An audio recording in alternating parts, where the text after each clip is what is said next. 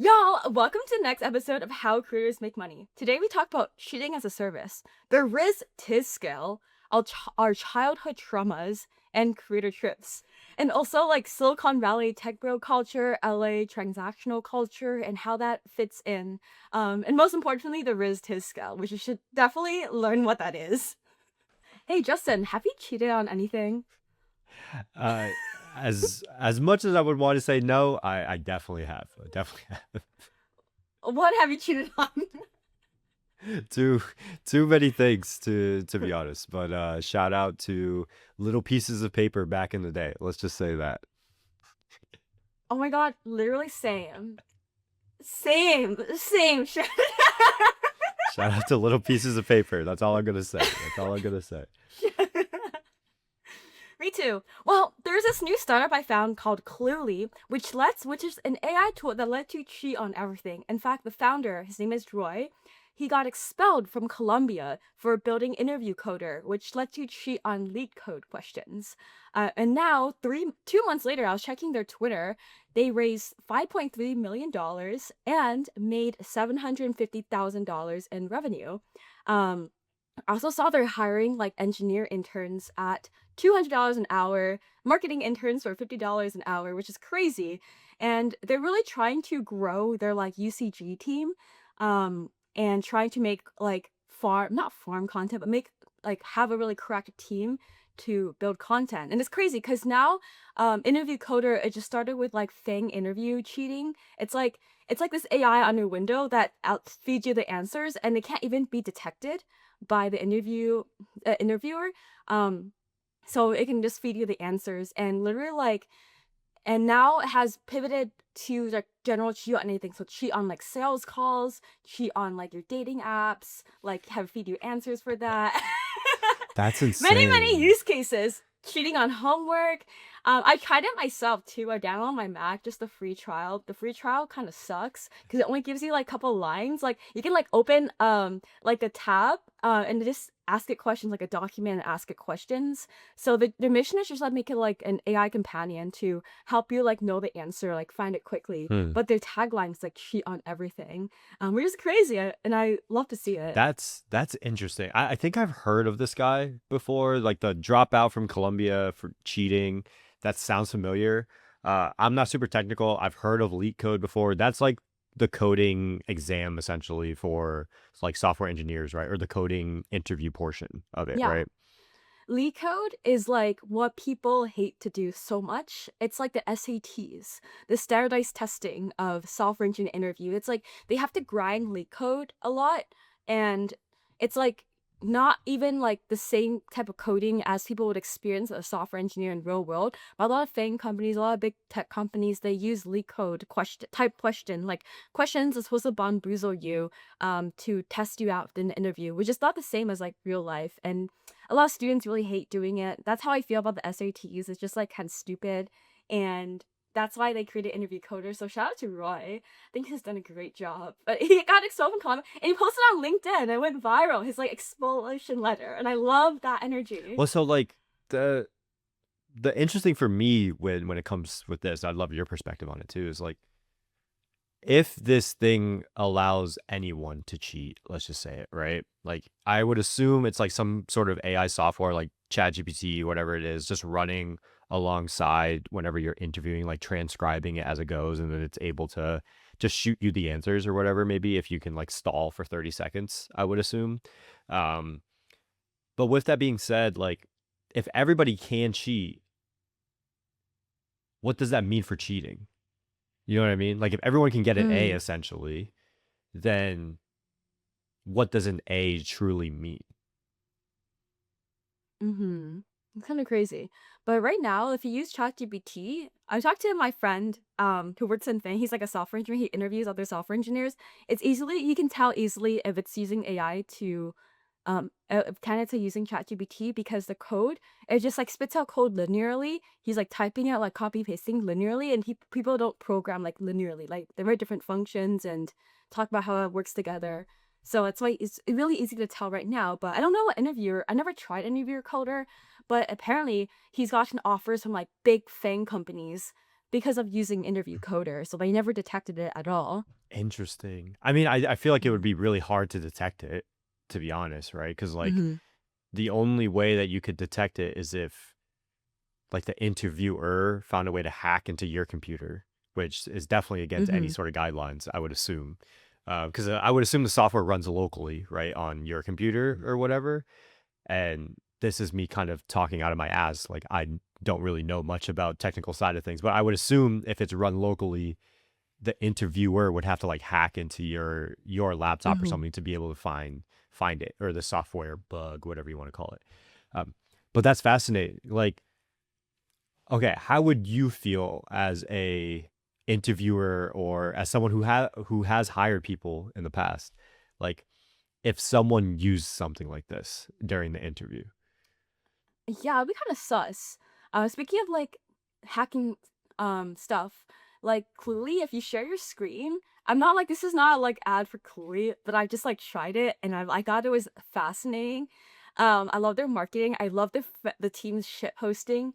Is like, when you share your screen, it doesn't even show, and when I was taking exams during COVID university or Zoom university, we had to download software that, like, tracks your eyes and Mm-hmm. tracks, yeah, your eyes and where you look, and where you click, your mouse movements.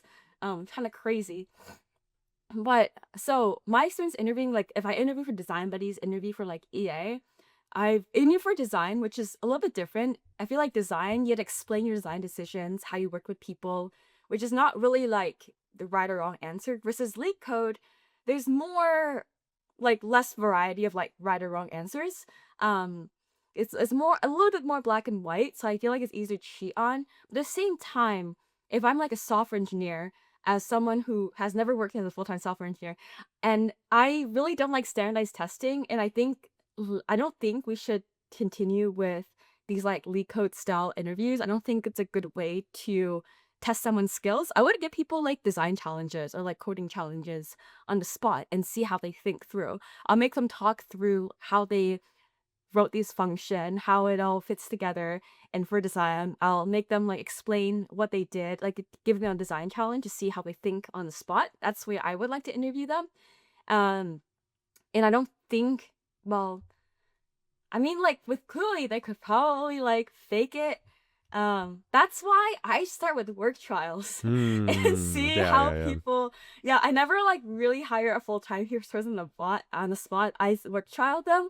So if they lied on the interview, I can just like decide to not redo. You start like 1 month work trials. Yeah, I do the same. Because it's like I feel like these tools are just gonna evolve. Yeah, I do this. I do the same, and I think so. For me, it's like I respect using software like this because, like, I probably would use something like this, right?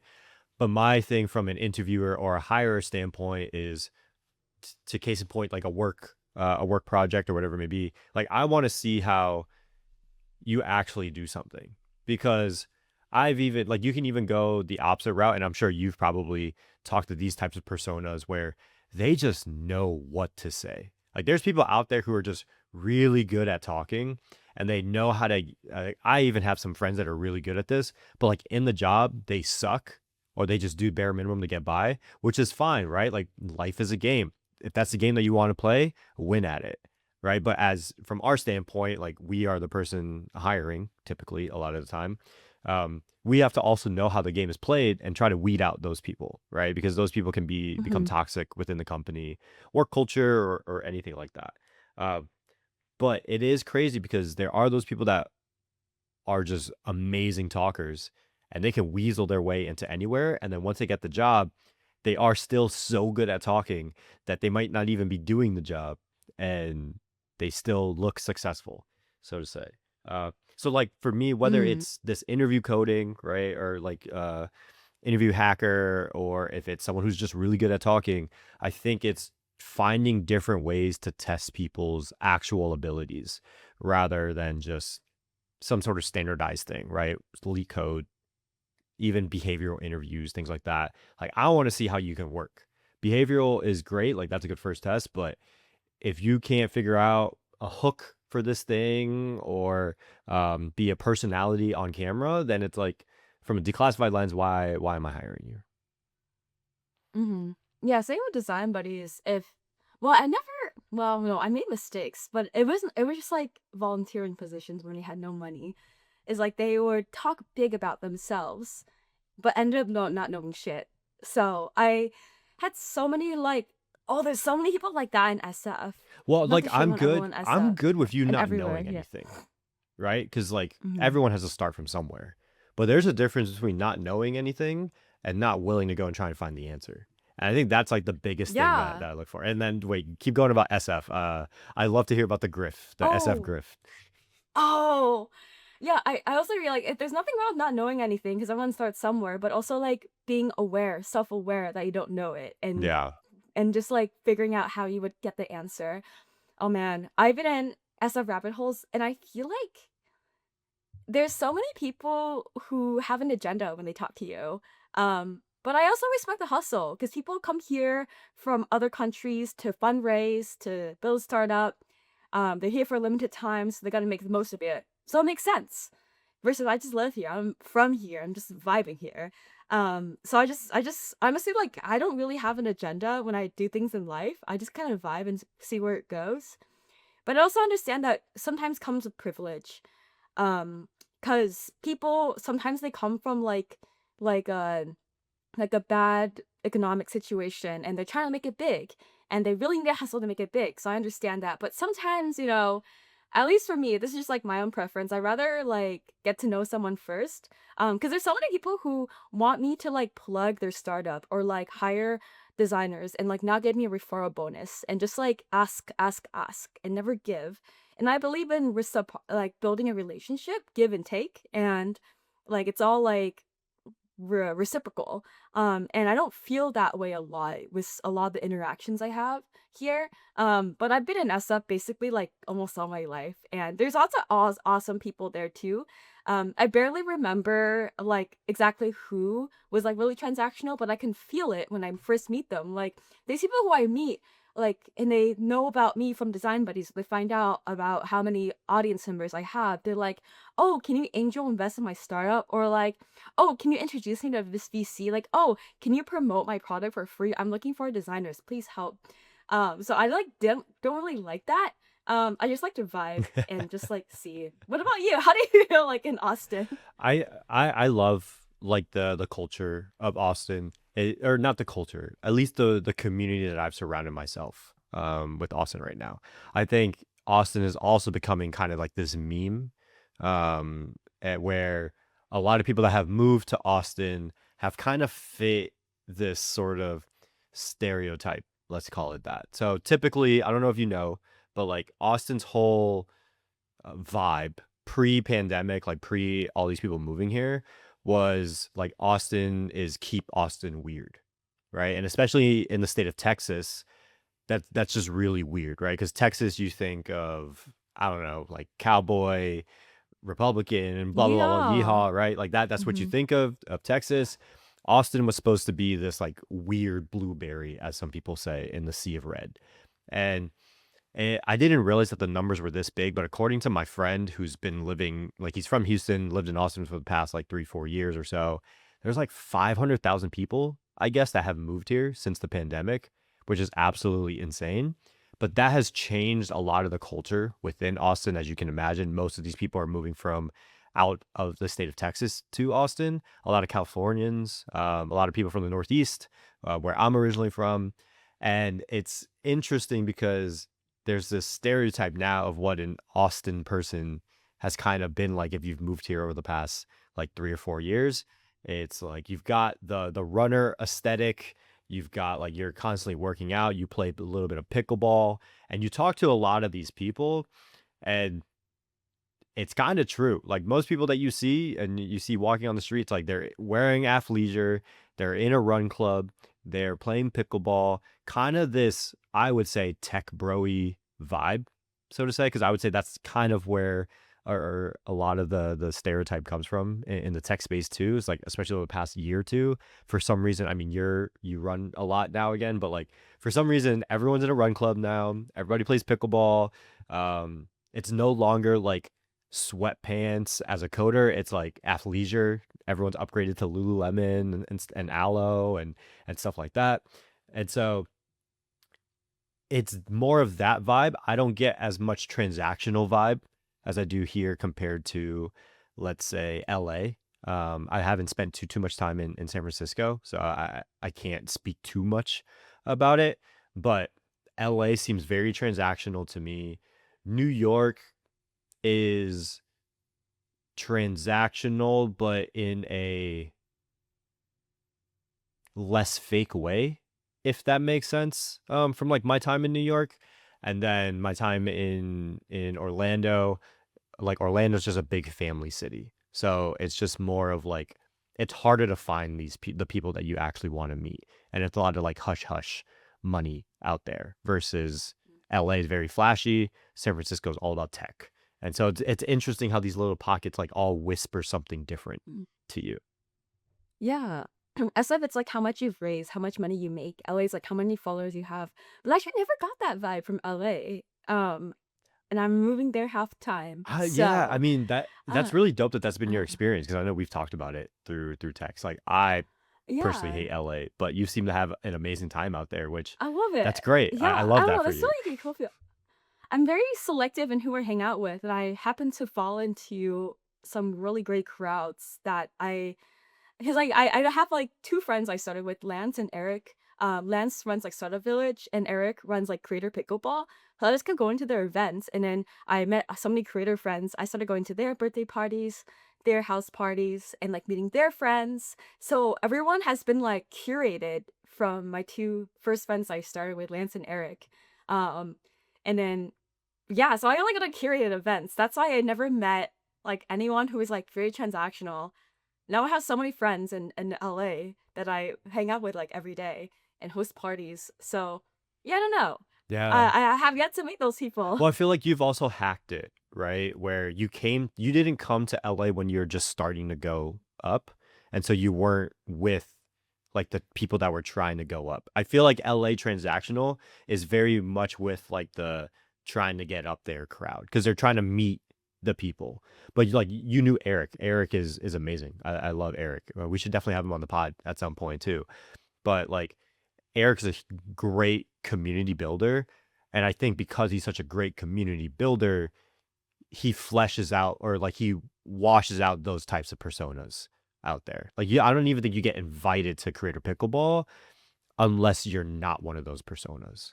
Like I know a lot of the crowd that goes to Creator Pickleball, those are dope people. But I think you're able to skirt a lot of the grossness of LA, so to say, because of Yeah. where you came in, if that makes Yeah. sense. That makes sense. It also helps that a lot of these creators that go to pickleball, they happen to be in design buddies or know me from LinkedIn. So, which is crazy because I watch a bunch of these YouTubers since I was a kid. And I'm just like, damn, one of them. I guess so. Which is really cool. That's why I liked it so much. Because I'm just like, they just like, I just like become really good friends with them. So I like their videos. So I just like vibe really well with them as people too, I guess. No, that's That's, dope. I don't know. That's dope. Hmm. And I feel like in LA, like, I feel like the likelihood of me making a friend with someone when I first meet them at like an event is like much higher than SF. SF feels like it's like oh, there's this Rizz Tis scale in SF. It's like the most cracked. It's like like you had to be very autistic, but also have Rizz to be like super Oh, cracked. like it's Uh, so interesting that tism like any having a tism has become cool now. uh huh. Um, it's so interesting. Like, It means they're like super focused and super cracked, but you also have to have Rizz too. You had to be able to sell, but be super yeah. like Tiz and Well, engineer. I feel like LA is Because great yeah. for you too Mhm. because Mhm. LA feels more design buddy than SF does. Mhm. Right? Like SF feels very Yeah. techy, tech bro, raise capital, VC, yada yada yada. Versus I feel like Design Buddies isn't fully LA, like it's not lifestyle blog, whatever type Hollywood esque type persona, but designing is a little bit more adjacent to LA than it is San Mhm. Francisco. Yeah. And I think wait, oh, it's the Riz Tiz scale. It's like this is like Riz. This is Tiz. If you only have Riz like on the x axis, this is x axis. Yeah, x axis. Then you're like Forbes 30 under 30 jail list. If you only have Tiz, these are like the hardcore AI research engineers, who are like probably will die lonely because they have no friends, but they're like super cracked. And it's like you like need to be like both Rizz and Tiz to be successful in Oh my SF. God. That's crazy. So That's insane. Okay. So here, okay. We're going to put this on the pod now to see if we can get there. And I think once we get there, we're going to expose it. If you're down with this. But I think it Yeah. would be funny. So I turned 29 this year. I'm a year older than you, Mhm. which is disgusting to say. So I have, after this year, I have one more year to get Forbes 30 under 30. With Yes! that You being should get said, it. if we can find a way to get Forbes 30 under 30 for this podcast, I think that'd be amazing. I Uh-huh. mean, you and I both know that it's a game. Ultimately, it's just a matter of figuring out how to play the game. And if we can crack that over the next year and a half, I think that would be an amazing story to tell on the pod. So I we'll think see. so We'll too. see. Yeah, like I low key, I'm just gonna admit this, cause like I'm a human, and sometimes humans are vain, and I'm a human. Look, I just want to show my parents. I think they would be ecstatic. They'd be like, "Oh, Justin's actually doing something." I'm surprised you haven't gotten it for Design Buddies, to be honest. Oh my god, I was shortlisted and they ghosted me. I almost got it last year. Yeah. Um, so I got nominated like 3 years in a row or 2 years in a row. Flex. And Flex. Okay. yeah, but nominated meaning I didn't make it on the short list, like meaning they followed up with me with another form to fill out. And basically from my friends who got made it on the list, they said the form basically means you're in. So I got so fucking excited. And I filled out all the nitty-gritty details the form asked for, and then they ghosted me. And I was checking my email and I was just like, look refreshing. I was checking it like every few weeks when I thought about it, and like nothing from Forbes came. And I was just like sad. And then I saw the list release in like early December, and I wasn't on there. I was just like, fuck! No, it's crazy. It's insane. Like I know a friend that got it. Literally, in my opinion, I don't think he should have gotten it, right? But the reason that they got it was because they were in the process of selling their company to another company, and the company really wanted them to get it. And that company's founders were also on Forbes 30 under 30, so they had inside track. But they literally got it for a PR move so that when they sold, uh, they were selling as Forbes 30 under 30, so it looked better to the board members of the company that was buying the company. Ooh. Which is so crazy that it's like, again, it's all this whole PR vanity metric type thing. I don't even Yeah, but it's a know. game. It helps you make more money. Yeah, exactly. Like it's not vain. It's like a tool, part of the game we play in our society. It's a game. So let's play it. Let's figure it out. I think I would still be Yeah. eligible for it. Who knows? Maybe we can finesse my age, or it can just be you and you can live on. All I care about is the podcast. If we can get the podcast on there, that's all I care about. Yeah. I have, basically I think I have 1 or 2 more years. You have a extra year, I think, that I 28 do. this year. I know. I'm so old. It's gross. It's gross. All right, so let's. Yeah, I will try again. Speaking of that, let's we'll figure that out. We'll get on the creator economy, Forbes 30 out of 30. But with that, can I tell you about this food creator named Justine? Yeah. Right. So food creator, we're thinking monetization, brand deals, maybe a cookbook, things like that, right? But she's got this really interesting way that she just started making money this year. Have you ever been on a food tour before, Grace? I have not. You haven't. Okay, so food tours. No, I haven't. I've only been on one. I went to when me and Michelle went, and my brother went to Thailand before we went to Vietnam last year. We went on this food tour, and it was kind of expensive for like Thailand standards. Like I think it was $60 or $80, which is a little expensive when you're thinking about like how much things cost in Thailand. But in the grand scheme of things, it's not that bad. But like we had, I think like 10 or 12 different meals. It was amazing. Our Whoa. tour guide, like you skip the line for all these places. We had like 3 or 4 Michelin star restaurants while we were there. Absolutely amazing food. And he's like giving us the history of it all. It was really dope. And like me and Michelle are trying to make this thing where most of the places that we travel to try to see if there's a food tour, because it's like a really cool place. Like me and Michelle love food. But it's a cool way to like immerse yourself in the culture, so to say. Um, but the reason I bring that up is because this creator Justine underscore snacks, she just launched for later this year. I would assume she's just trialing it to see how it's gonna go. So she's based in Brooklyn, but she's doing an Italian food tour for a week. And this includes accommodations, food, obviously. I believe it includes almost everything besides the flight over there. And they're saying that it costs around like 2,300 to 3,800. I would assume it's probably around 3 grand if I had to guess. And she sold out all 12 spots almost immediately. And so I think I love this idea of food tours, especially like creator led food tours, if she's able to really like encompass the local cuisine, but also culture too. I'm just really interested to see how this goes. And we'll be keeping an eye out. Would you sign up for something like this? I would. I feel like it would be fun. I haven't. I'm not. I don't think. I don't know. I'm not much of a foodie, but I like good food. But I don't like no food. I did a cooking class in Bali. I feel Okay. like that was the closest thing. It was like really wholesome. This Balinese mom, she took us and just like in her house and just like explained the culture and all the ingredients and history. I really liked it, Yeah. and we like made a dish together, like a whole like 10-course meal together. We cooked. It was a cooking That's tour, amazing. What is and she showed something us our house. what Yeah, is something that you and Justin like to do together?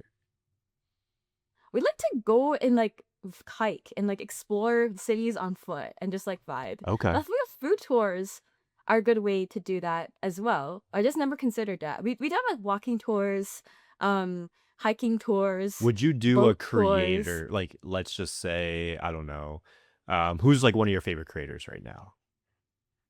Ooh, hmm, so many. My favorite creators right now Doesn't have to be a big creator, just someone that is you're paying attention to. yeah.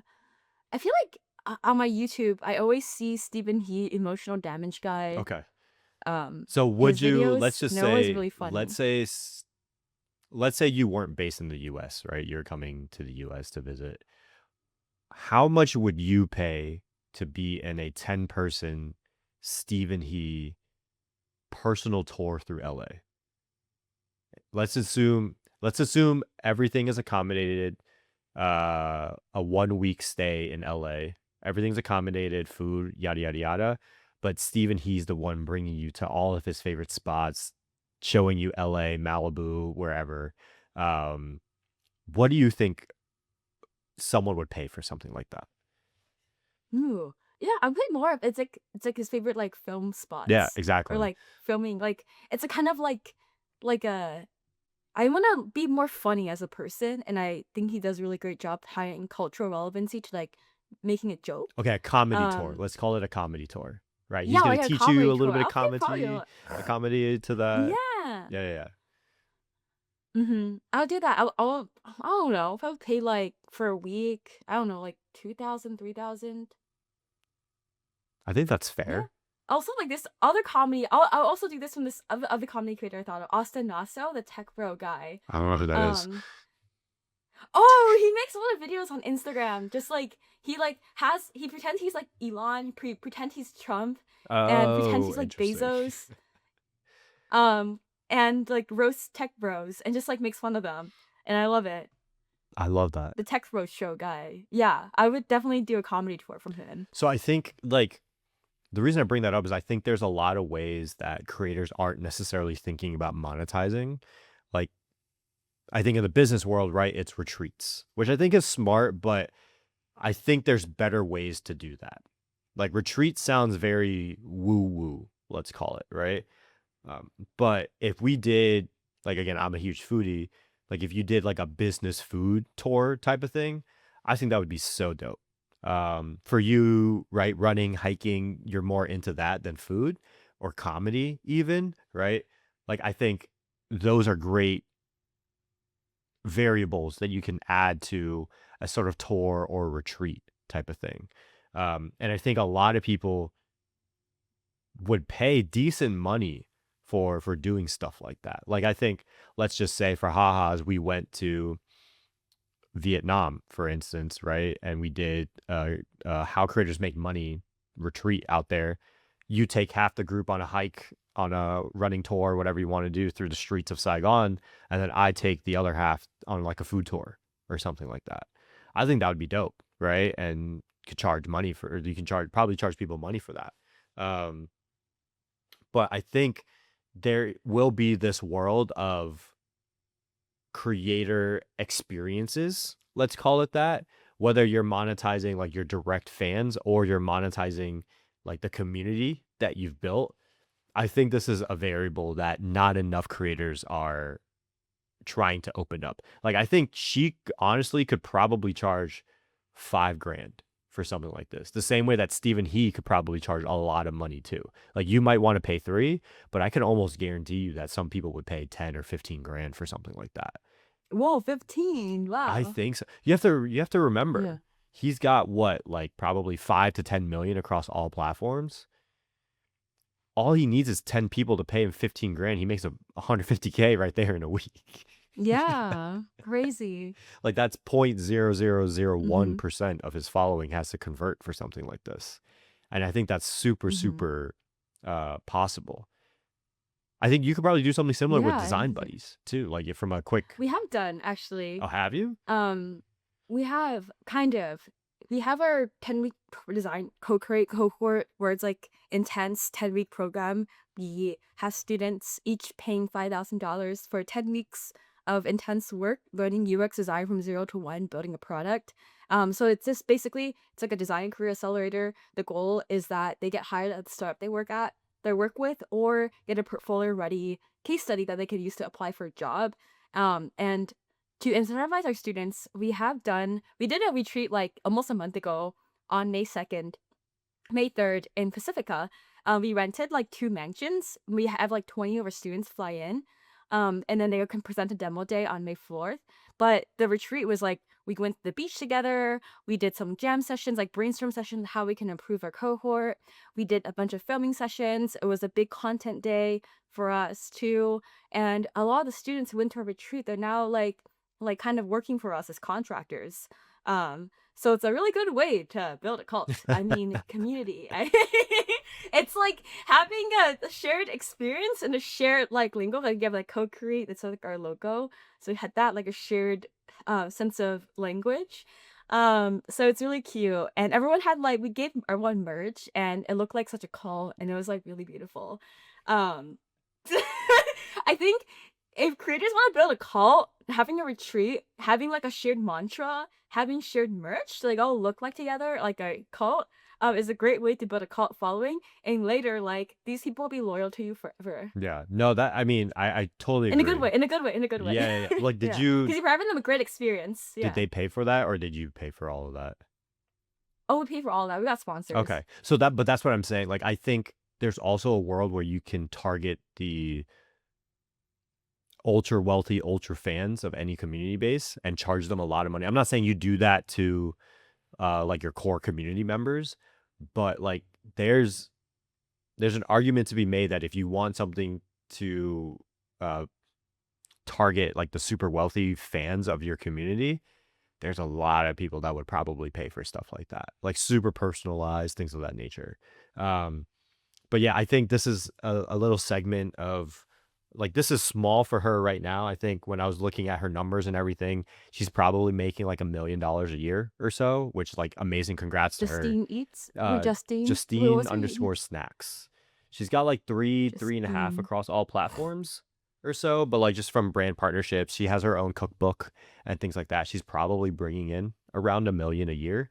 And so this food tour thing is probably a small segment of it, but like there's probably a world where, yes, right now she's charging $3,000 for it or whatever it may be. She can probably charge 10 to 15 for a super personalized one, and then in the future she can drop the price to like 1,500, and that is like someone from her team does that, and she can scale that past just herself.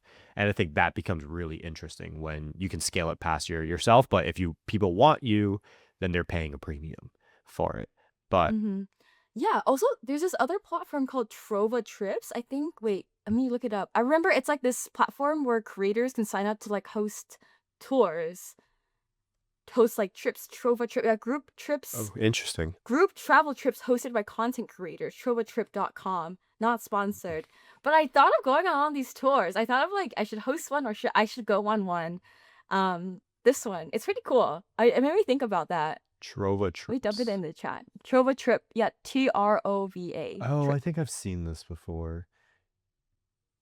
Yeah, like I would totally go because like I love making content and I want to learn about their content creation and photography and videography tips from them. yeah, this is interesting. I wonder how many Hmm. of these people are like big content creators though. You know what I mean? There was one I followed. One I had a cruise era, so like my YouTube was just all cruises. And there's this girl I follow a lot. Her name is Ali, and she makes like day in her life as a cruise crew member, talking about her adventures as life on a cruise ship. And she also went in Japan. That's how I know about her. Oh, okay. So I'm just clicking on this guy, Kyle Huber. Let's see what pops up. Kyle Huber, your host. A sense of Huber. Okay, great name. A sense of humor. Let's see. Let's see his Instagram. I mean, he's got 483K, Yeah. so it's not like he's small Nice. or anything. Yeah. But I mean, he's charging a lot. He's charging 2,500 for it. And this is through the Galapagos. What do you do? Airport Gulper was transfer. expensive. Yeah, that's what I figured. You get dinner, you have a casa, breakfast, sea lions tour, lunch. Yeah, I mean, I think this is not bad. 2,500 for, I mean, for a week, that's not terrible, to be honest. There's like still 1,500 for a week in Thailand, which makes sense. That's really cheap there. Yeah. So I guess these aren't like Hmm. small creators, to be honest. Yeah, I've seen some with like, well, there's a couple with, there's Bailey with like 10K. Type 1 Amy. Yeah. Let's see. They'll make like wellness and travel content. And she has 5K on TikTok and she's hosting a trip too. Yeah, this girl, 83K, Instagram. Let's see, TikTok. 20K. Yeah. Interesting. But yeah, maybe this is like I'd be interested to see how Trova Trip is doing overall. Because my also thing is like, Same. why do you need, like, why does Kyle Huber need Trova Trip? It doesn't seem like Trova Trip is really bringing you that much traffic, right? The same way that a TripAdvisor or something would bring. Like, why can't you just sell this on your Instagram story or something? But Yeah, I agree. I'm looking at it how. Oh, so basically they help with just like planning, selling. Maybe it's like a database of like all the trips too, like distribution a little bit. They have curated itineraries, so they help you plan maybe. let's see, what's the most expensive that we can find on here? 3,000. That's not bad. 4,000. 4,200 with Vanessa Joy. What do we get for 4,200? Let's see. A week in Ubud. Sponsor Ubud? Oh, swag. Bali? Yeah, Bali. Oh wait, that's like really expensive for Bali. That's what I'm He's saying. out This here seems making kind of bank. expensive. You get the monkey forest, waterfall visit, a farm, scooter tour, cooking class, cocktail hour. That seems really expensive. Is she like a huge creator? Let's see.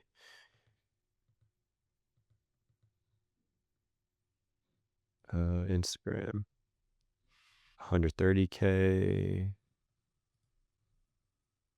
What should make content about? It says weddings and stuff like that, which we can talk about weddings another day. I know we were talking about that. 200K on YouTube. 25K on Facebook. 36K. Yeah, she's just a photographer, but like corporate and wedding photographer. Dang, 4,200. That seems expensive. But Yeah, really expensive for Bali. but yeah, that, But most people don't know that. Most like Americans and Westerners, um, who never been to Bali, probably don't know how cheap it is there. you're probably not wrong. You're probably not wrong. But all right, that's all I got to talk about with Justine. Do you have anything Hmm. else that you want to talk about real quick? I know you have to jump soon. Yeah, no, segueing back to Cluey, what do you think about shit posting? And what do you think is the bound? Because, like, the founder, Roy, he shit posts a lot and it helped the company grow so much. And he made like $750,000 in 2 months, according to his Twitter. Um, he's on a track to hit a million ARR in just 2-3 months. And I think most of he has like 100K on Twitter now. I feel like most of his users might come from like shit posting. Also, remember our friend Katie from South by Southwest, Katie Socials? Yeah. Mm-hmm. I saw her Twitter. She's now working for them, Cluey, to scale their UCG Oh, is team. she? Yeah. Interesting. I know she was Hmm. I think she was debating between a few companies because she just no, she's going to be a junior, I think, next year. I think she's still in Mm. school. But that's interesting. A, that she's over there. Shout out to Katie. B, my thoughts on shit posting are I think shit posting is great. I think the issue is most people should not be shit posting though. And what I mean by that, right, is like I'll take it from a brand standpoint. I think Wendy's did it amazing. They were probably like the first brand to really start shit posting on especially Twitter, and they blew up because of it. But it also aligns with Wendy's brand, right? Like if you've ever gone to a Wendy's, especially late at night, you're not getting your food on time, and if you do, you're probably missing something. And that kind of aligns with the shit posting brand, right? When it comes to Cluey, I think it also aligns with it, right? We're talking about cheating here, right? And things like that, right? It aligns with that brand. Now, when I see shit posts from like a career content creator or um a luxury brand like Gucci or Louis Vuitton or whatever it is, that is weird to me. Cause like that brand alignment doesn't make sense. Right. Like, and people who are listening might be like, oh, but Justin, like, what are your thoughts on Grace? Like, she shit posts all the time, but she's also like a career creator. And I'm like, yes, but her personality aligns with being a shit poster. I'm talking about these career creators that are like super buttoned up, suit and tie type people. And then all of a sudden they try to do a shit post because that's what's trending or what's popular. And I'm like, that doesn't hit because it doesn't make sense.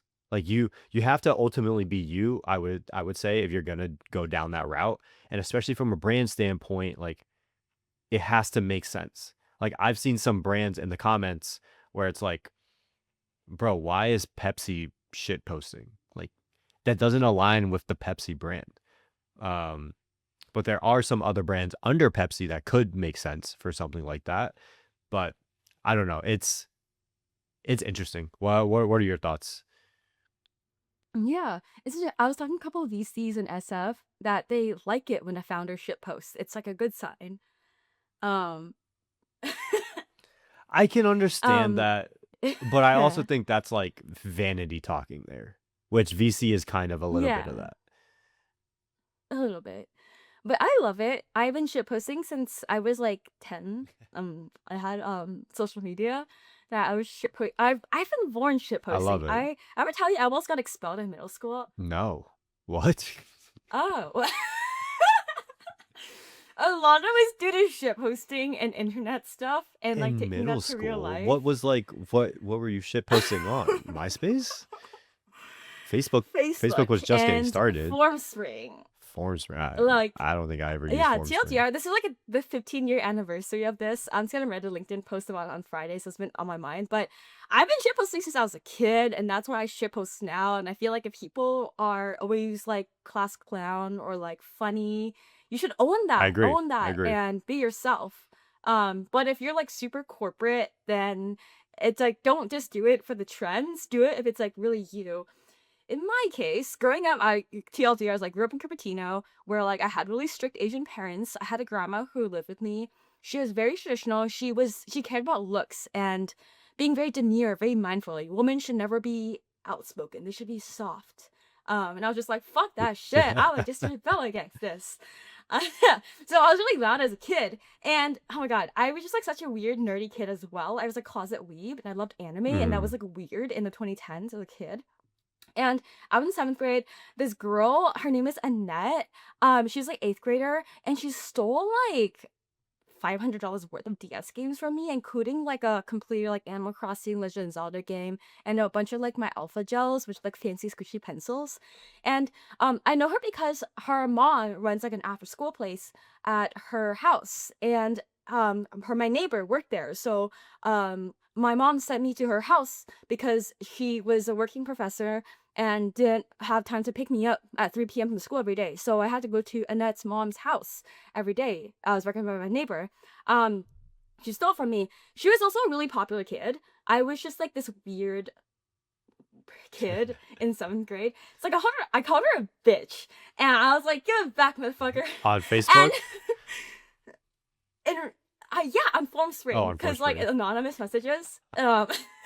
Oh, not the anonymous. That's hilarious. That's why Yik Yaks. She found out it was me. And man, she got all her friends to gang up on Oh me and no. send me death threats when I was 12 Oh. years old. And I was just like, fuck you, motherfuckers. And I was just like, I swore like a sailor because I was about defending myself. And that is why I almost got expelled, because I fought back. Even though they started, I fought back harder. That's insane. So obviously I'm not a popular kid, so they had more kids like on her side. And that is why. That is insane. I did not know that. I feel like if we're looking at the path of Silicon Valley, like SF and Silicon Valley right now, and VC money, I feel like that might be the next thing that you put on your Twitter. Like, you know how it's like college dropout is like was the cool thing back in the day, especially if it was like Harvard dropout or whatever. And then for some reason now it's like if you have any sort of ism, that's like a badge of Mhm, honor now, right? And mhm. then I feel like, I mean, it might get to a point where it's like almost expelled is like a sign of doing good in the SFVC Yeah. world. Like, I wouldn't put it past it. I think so. I Um, told people that and they're just like clapping at me. yeah, I Like could only see in real that, life, like, hi, I almost got expelled. which I'm like, I understand that. Like, again, I'm not gonna knock you, but at the same time, that's not good that you almost got expelled. Like, that's not good. Yeah. Like, shout out, Yeah. shout out to you for like standing up for yourself, right? But if we're going Mhm. fully objective here, that's not good. Yeah. That's a fun Yeah, I story. love the But story that's though. actually how I got into running. Cause like these kids, I actually almost want to die because I'm just like, damn, these kids are so Was that mean. your So I release? sent this like email about it 15 years ago on Memorial Day weekend. So I was gonna write a LinkedIn post about it. I remembered it because I somehow came up in conversation. I looked it up and I saw it. I sent it to like 400 people, threatening people to like stop bullying me. Otherwise, like I might kill myself or whatever. That was like 12 years old me. Oh my So God. I was just like dying inside too. Yeah. And that actually around that year, my mom, she started paying me $10 an hour to go to the gym with her. And I started running really fast and breaking all the school records. So I was just like, fuck y'all, I'm just gonna run and beat your all asses up. And so that's how I like placed top 10 at nationals and like went to That's nationals amazing. That's and such won, a broke all my school records too. the grace arc. That's insane. Um, I mean, we definitely have to dive into that story one day, right? I don't think we have time to dive into all that today, Yeah, we but can dive more into it. that's crazy. I feel like you and I That's had, why I'm a shit poster. yeah, I feel like you and I had very different childhoods, which I think is great, right? Different perspectives on everything. But that is talk Hmm. about chip on the shoulder, and I think you've turned that into obviously Design Buddies is killing it and everything like that, and obviously you're great Oh at yeah. running, and things like that. But damn, that's crazy. Yeah, that's why I love shit posting and love it when people talk about like getting in trouble or getting fired or getting expelled. I'm just like, ooh, I relate to that. Look, I love it. I like low key almost got fired too, I think. It was like a soft warning because I don't know. I can talk about this later on too. But I used to be like goody two shoes when I started like working because I had all imposter syndrome and started like feel like I can fit in. Once I got my confidence, I'm just like, all right, I'm just gonna say whatever I want. Um, Yeah. but I yeah. mean, I like finding people that have proven that they are okay with being themselves. Now, sometimes that is doing Mm. extreme things like what you've done. I've done some stuff like that in the past as well. But there are other ways to do it. Like, right, you don't have to almost get expelled or you don't have to drop out or anything like that. But I always try to find and hang out with people that have shown that they are themselves by zigging when everyone else is zagging or some way, shape, or form. Like, for instance, like for me, and we can probably end on this because I know you got to jump. For me, when I was interning at the Hartford, they hated me. They hated me. And it was like, so I'm like super cheap, right? Because I'm trying to save as much money as possible. I was getting paid like $20 an hour, which was really good. Like that was the most I've ever gotten paid before to work at this insurance company. And every day at lunch, everybody would be buying their lunch. I'm bringing my lunch from home. I'm not paying for anything. And my lunch at home is like 2 pieces of Wonder Bread, a slab of cheese, and a slice of meat. Like that's it. And everyone, like all the other classmate or intern mates and stuff like that were like, Justin, you're making money now. You can afford better lunch. And I'm like, yeah, all because I can afford something doesn't mean I should get it, right? So they didn't like me from that standpoint. My like internship director hated me because of this one thing. I went, so I was working on the insurance, or it was an insurance company, but the team that I was on the real estate team. Like they were in charge of building out the campus and stuff like that. And so I was like, I want to meet other people in the insurance space because like that's what this company is for. So I went to my senior vice president when I did like a one-on-one with her, and it was just like, hey, like, do you have any other friends that are in the insurance space side of this company? Would love to meet them. She's like, oh yeah, like love the initiative, blah blah blah blah blah. Next day I come and I have like 20 meetings on my calendar with SVPs across the company, and I'm like, hey, I'm like 19, 20 years old at this point. I have no idea what I'm going to be saying to these guys or and girls or women, I would say, in these companies. But I have these on my calendar. The next day I come back, cancel, cancel, cancel, cancel, cancel, cancel, cancel, and I'm like, what happened? And I look at my the SVP's assistant and I go to her. I'm like, hey, like I really appreciate her for helping me set up these meetings. Like I just want to see like what happened. She goes, oh, your internship director found out about it and she canceled all the meetings because she doesn't want you wasting time of like these SVPs and stuff like that. And I'm like, A, I didn't force them to do this, right? I wasn't even the one asking. I got an introduction from someone else. B, they all accepted it. If they were thought I was wasting time, they didn't have to accept it. B, and then C, to make things even better, I got connected through a friend's mom who worked at the company with an executive vice president, like one of the actual like VPs of the company. And as I'm walking into, they have like their own wing in the campus, and I'm walking into the wing of all these executives, and my internship director, after she's canceled all my meetings, sees me walking into this meeting, and she's like, in her head, I can see her like, how the fuck did this kid get a meeting over here? um, but yeah, I no, love that. I think it's always trying to find people like that, right? And I just want Hmm. to share that story because it's like you hear all the stories about dropping out for you, instance, you getting expelled and things like that. And I think those are really good signs of like zigging when everyone else is zagging. But there are a lot of other subtle ways that I look for too, to show that people just want to be themselves. And I think at the end of the day, whether you're a Hmm. creator, whether you're hiring as a creator, or anything like that, I think that's one of the key things to look for because that type of persona typically are people that try to figure stuff out on their own and they're not just the people that are going with the wave and stuff like that. I love that. I love that. Yeah, just to clarify, I almost got expelled, and I think my frontal lobe is now developed. So But I I'm think not. that moment allows you to get to where you are today. um Yeah, no, that built so much character. Now, as a creator, I can handle any type of hate comments because I don't think anything tops like your ex friends or peers telling you to kill yourself every day. 100%, that's insane. So as a That is wrong on them. yeah, as a 12-year That's old, insane. yeah. Yeah. I almost want to die, but that and then like my mom, she took away the internet from me for like a summer, and then I like started running to get all my anger out, and I became really fast. So thankful to running, honestly. Otherwise, I would have like lost a lot of my confidence. And what's funny is like these kids who told me to die, or kill myself, they're now reaching out to me on LinkedIn for introductions. We And love it. We love it. We love how the circle's changed. I ghost Yeah, yeah, yeah. them. As you should. As you should. They're like, "Oh, Grace, I see you're connected to this VC. Can you introduce You me?" should just I'm send them like, like a "No." Like, screenshot. "Hi." Like go Yeah. find a screenshot of what they said. Just like,